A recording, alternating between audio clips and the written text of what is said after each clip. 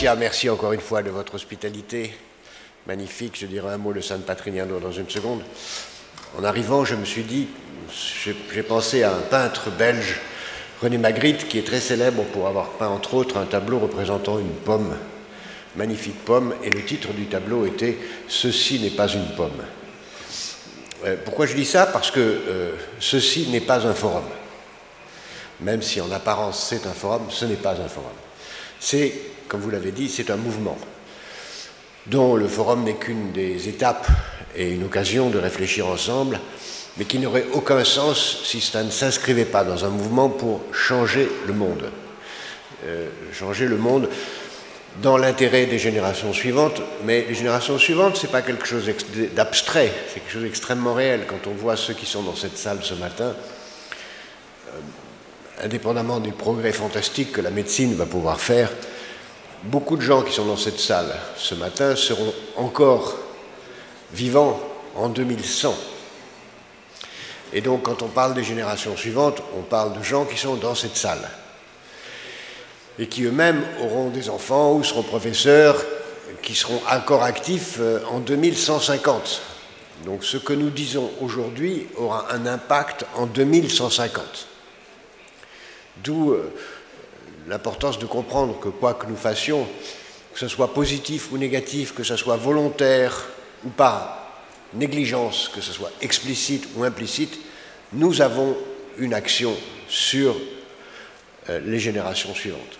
Et il est plus important de faire en sorte que ce soit explicite qu'implicite, et c'est tout l'objet du mouvement de l'économie positive que de faire comprendre que l'avenir peut être absolument magnifique, formidable, mais qu'il ne peut l'être que si nous ne le traitons pas avec mépris, avec négligence, avec indifférence, et si nous le prenons au sérieux et que si nous considérons que c'est notre responsabilité de faire, comme l'a dit très justement le maire tout à l'heure, de faire les choix et d'avoir le courage de choisir ce que nous pouvons choisir pour que l'avenir soit le meilleur possible. Ce n'est pas simple. Ce n'est pas simple d'abord parce que choisir suppose de connaître les choix possibles et il est extraordinairement difficile de connaître les choix possibles.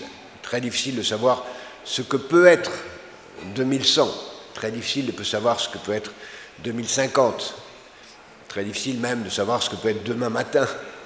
Et donc faire des choix sur ce que peut être l'avenir, c'est déjà parier sur la compréhension qu'on peut avoir de l'avenir pour essayer soit de le conforter, soit de le modifier. Mais quoi qu'il arrive, le premier choix qu'on a à faire, c'est le choix sur sa compréhension de ce que peut être l'avenir.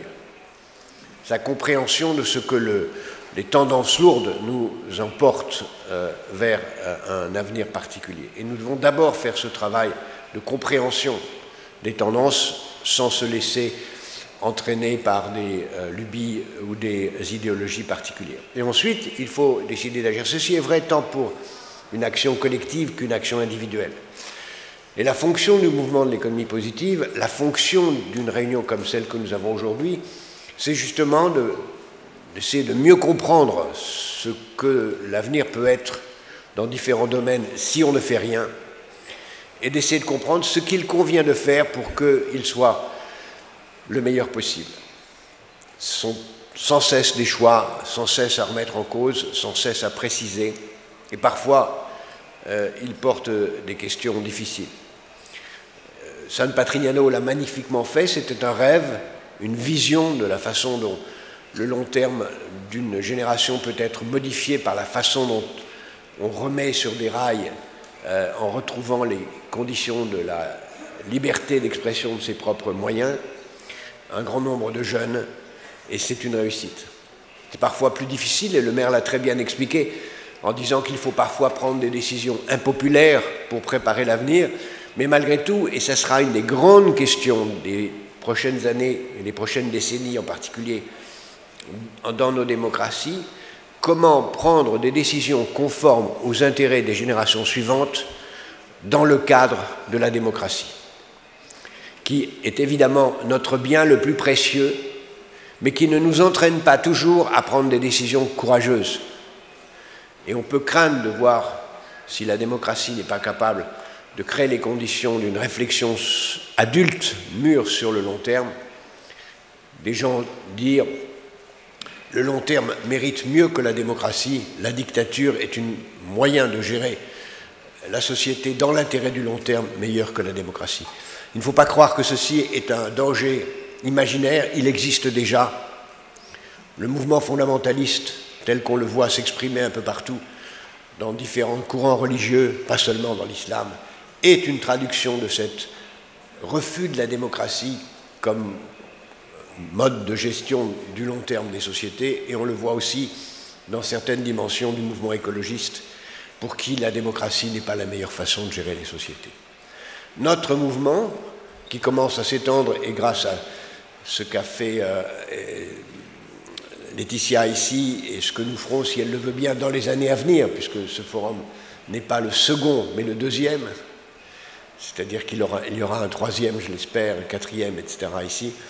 Il s'étend maintenant à travers le monde. Je serai à New York pour une première réunion la semaine prochaine. Il y en aura une en Russie prochainement.